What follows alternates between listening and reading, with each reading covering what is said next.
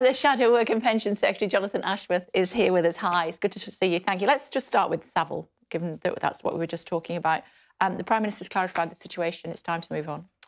Well, I mean, Boris Johnson was scraping the bottom of the barrel, wasn't he? And the reason he was doing that is because he's mired in this massive scandal around these rule-breaking, his partying, the police investigating instances of rule-breaking. And I just think it brings it back to the reality that he's just unfit for office. I mean, and how much longer are we going to go on with this soap opera of Tory MPs dancing around, doing this hokey-cokey of whether they put letters in or not? I mean, they just need to show a bit of backbone and get rid of him.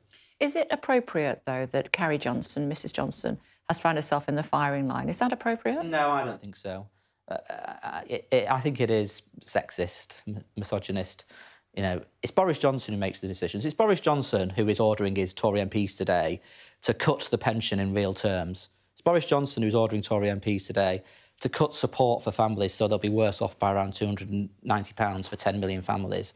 It's Boris Johnson who took £1,000 away from families on the universal credit. It's Boris Johnson who's imposing a 10% increase in national insurance on working people so that if you're on average earnings of around £30,000, you're going to lose £400 this year. That comes down to Boris Johnson, not his wife. So leave his wife alone.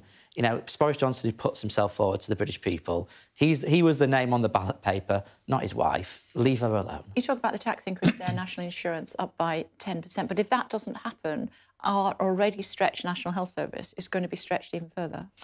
Well, I mean... That was your previous brief. No, it wasn't my previous brief. And, you know, you've got 6 million people on the waiting list, hundreds of thousands of people waiting That's beyond... going to go up. Waiting beyond a year for treatment. Can you imagine waiting over a year for a hernia or a hip replacement or a cataract removal? I mean, this is really desperate stuff. And it's a consequence of 10 years of desperate underfunding in the NHS, 10 years of failing to recruit the staff. I mean, Sajid Javid, he'll come and sit in your programme and he'll say, it's all because of the pandemic. It's not because of the pandemic. We went into that pandemic short of 40,000 nurses, with the highest waiting list on record. I used to come around onto your show year after year before the pandemic talking about the desperate crisis in our NHS. So that's why we need the money from the National The NHS does need investment. It needs a plan to recruit the doctors and nurses. It doesn't have a plan. It does need a plan to make use of the modern technology and the modern advances that are coming down the line in things like genomics. We don't have any of that. We don't have any plan. It needs last week we heard about levelling up.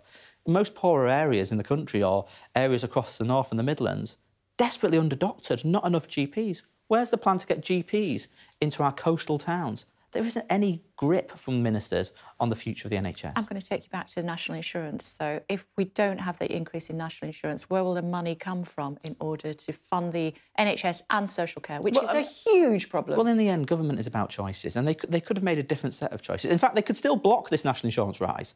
It's not going to head yet, and it's going to be a 10% increase on people. Working people are going to be really punished by it. Tory MPs could still get rid of this national insurance rise, which, because it's coming at the same time as inflation, £400 worse off someone on average earnings of £30,000. This is going to really hurt. But you can do other things. You can tax more fairly those who make their wealth from stocks, from shares, from property portfolios. But fundamentally, right, what we've got at the moment is an economy run in such a way that growth is too low and tax is too high. And we're in this trap. And unless we invest in the drivers of economic growth, in skills, in science, in manufacturing, then we're going to continue with anaemic growth and ever higher taxes. Our tax is already at a 70-year high. It's because the government just don't have a growth plan. We would put forward a growth plan to grow the economy, and from the proceeds of that growth, we could fund our National Health Service, our social care services, our schools, our police. But the government don't have any growth plan. What should we do as far as NHS staff being double vaccinated or out of a job? Well, given that the plan to compulsorily vaccinate staff has been abandoned... They said they're looking at it. Well, I mean, they've basically abandoned it because they knew they were heading for a workforce crisis on it. I mean, they say it's about Omicron, but it wasn't. It's because they've got such a desperate shortages of staff in the NHS. I mean, obviously, we need to get our staff into the NHS. I want to see staff vaccinated, and I also want to see staff take the flu vaccine as well when that comes round. But I think in the way in which this plan has been abandoned now, you've got to focus on getting the staff onto the front line. And what about the staff that have already lost their jobs in social care? What should happen to them? Well, I mean, I think that should be considered, and they should be allowed to come back if they want to. The bigger problem with the staffing crisis in social care, where I think we've got 110,000 vacancies now, is because they're not paid enough. I mean, caring for... Where are you going to find the money for that? Well, but caring for your loved one, caring for your mum or your dad who's got dementia should be a high-skilled job. And yet at the moment, and this is not to knock people who work in supermarkets, not remotely, but actually you get paid more to work in your local supermarket than to care for an elderly loved one with dementia. That cannot be right. We've got to pay our social care staff properly. We'd pay them a national living wage at least. No money, though.